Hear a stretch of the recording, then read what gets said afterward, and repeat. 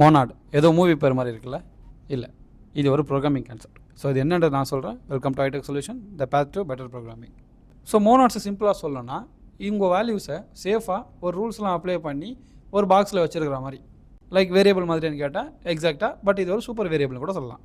இது ஏன் யூஸ் பண்ணணும்னா சம்டைம்ஸ் உங்கள் ப்ரோக்ராமில் வேல்யூ மிஸ் ஆகும் போதோ, இல்லை நல்னு வரும்போதோ, இல்லை ராங் வேல்யூ வரும்போதோ நீங்கள் அந்த வேல்யூஸை செக் பண்ணுறதுக்கு இஃப் எல்ஸ்லாம் யூஸ் பண்ணுவீங்க. இதை யூஸ் பண்ணிங்கன்னா ஒவ்வொரு வாட்டியும் அந்த வேல்யூஸை செக் பண்ணும்போது உங்களோட ப்ரோக்ராம் ரொம்ப பெருசாக போயிட்டே இருக்கும். பட் இதை டேக்கிள் பண்ணுறதுக்கு மோனாட்ஸை உள்ளே கொண்டு வரலாம். இது கரெக்டாக அந்த வேல்யூஸை கரெக்டாக செக் பண்ணதுக்கு அப்புறம் நெக்ஸ்ட் ஸ்டெப்புக்கு ப்ரொசீட் பண்ணும். இல்லையா தப்பா அப்பயே அந்த வேல்யூஸ் அங்கேயே ஸ்டாப் பண்ணி உங்கள் ப்ரோக்ராமை ஸ்டாப் பண்ணிவிடும். இன்னும் புரியலையா? எக்ஸாம்பிளுக்கு ஸ்விக்கியில் ஏதாவது ஆர்டர் பண்ணுற மாதிரி நினச்சிக்கோங்க.